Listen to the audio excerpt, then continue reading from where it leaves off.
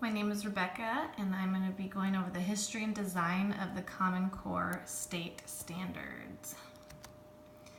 So I wanted to start off with the history of the Common Core. So back in 2008, 2009, it was realized that as a country, we were falling short in preparing our students for life after school.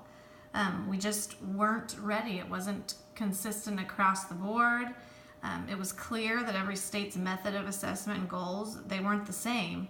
I chose this image because you can see every state has a different height of a staircase, meaning their measurement's different than another state. Somebody who might be achieving higher in Texas is not comparable to the highest achieving in, let's say, Ohio. So they decided we've got to figure out how do we fix that, because it's not fair across the board. Every child should be receiving the same education. So again, they realized that with our old standards, you could see this image shows the ladder just was too short. We were falling short. We needed something different. We needed a radical reform in education, and so they came together and decided we've got to make it fair across the board. We need to come up with something new as far as laying the groundwork that will be consistent, clear, and strong across the United States, which will make us comparable, not just state to state, but internationally as well. The design of the Common Core, I chose this little picture because basically what the Common Core is, it's built from K through 12 up. They started with college and career readiness goals. What is necessary when kids leave high school to be able to enter the workforce or to enter college? And then they went backwards. Okay, so if this is where they need to be, how do we get them there? And you can see this image shows little landings along the way. Those are built in so that at each landing they can do checks at those grade levels to make sure kids are ready to move on and that they've mastered everything before.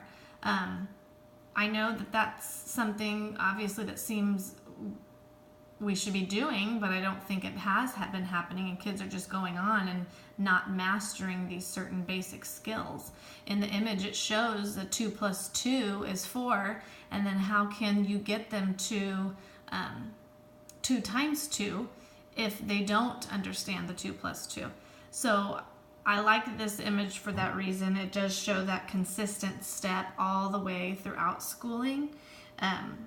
But it's going to keep it consistent with every school and international standards. That's what I like about the Common Core.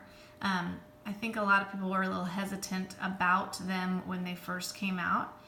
And in a minute, I'm going to talk about the different shifts that took place when we switched to the Common Core. There it is. So here were the major shifts that we saw when we switched to the Common Core. So I'm going to look at the ELA ones first. Balancing informational literacy text. This was probably one of the biggest things. And I know that the percentage changes as you get in through the years. And I think in 5th grade, which I teach, it's about 60-40. So I should be heavier in informational. That was not something that we were doing before. So that has been a shift in really making sure that we're balancing that informational with our literacy text. Knowledge in the disciplines, staircase of the complexity, so it is getting harder instead of just kind of staying status quo. Text-based answers, that was huge for our kids, and that, I'm not going to lie, at the beginning when this first came out, I thought, man, how are my kids ever going to be able to do that? But as the years have gone on and every grade level is making them prove their answers with support from text, it is amazing how much they are able and capable of doing now when we set those standards higher. Writing from sources, academic vocabulary, shifts in math or focus, coherence, fluency, deep understanding, application, which is probably one of the biggest things, and dual intensity. Application, though, I tell you, everything that they have to do in math is applying it to like a real world situation. And that is huge for college and career readiness. If they can't apply everyday math situations to everyday problems, then they're going to struggle. So we've got to make sure we get that in also. Again, these are a guide. The Common Core is a guide for states and schools to make sure all students are learning the same. We can compare our scores to another state or even another country, and now they would be accurate. You would be able to accurately compare. The kind of cool thing is there's still flexibility with Common Core because we have a set of rules, basically goals, for every grade level. Then we can still design our own curriculum, but it works because we just all have the same rules. As long as we're all, this is what you have to have by the end of 5th grade, then I can teach that however I want.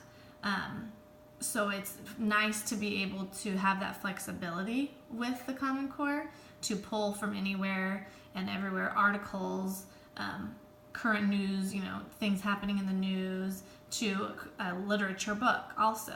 So it's been nice to be able to be flexible in that way. This was my last one for the design of Common Core. I really liked this image because so many of the words that I feel represent Common Core stand out to me in here. I mean, it's reading, it's writing, understanding, purpose, appropriate evidence is huge, text. All of these are just really powerful, deep thinking words that, to me, scream Common Core, and I think that our students are understanding them even at a deeper level. So this leads me into how do we actually master these standards. So in this course, we've been talking about learning targets. So that would make sense for my first way to master these standards is learning targets. I liked this image that I found. It says, when teachers consistently share learning targets in meaningful ways, students become more capable decision makers who know where they're headed and who share responsibility for getting there. I think share responsibility is huge because it's important that students and teachers should have a clear path of where they're going. Not just students, but teachers. Learning targets are for both, to help constantly remind students where they're going and help teachers stay on that right path of what do my students need to know. So I liked that one. Another way to master these standards is feedback. It's important having students ask those 3 guiding questions of where am I going, where am I now, how can I close the gap between where I am going now and where I want to go. Those questions are great for students to use and for teachers to use.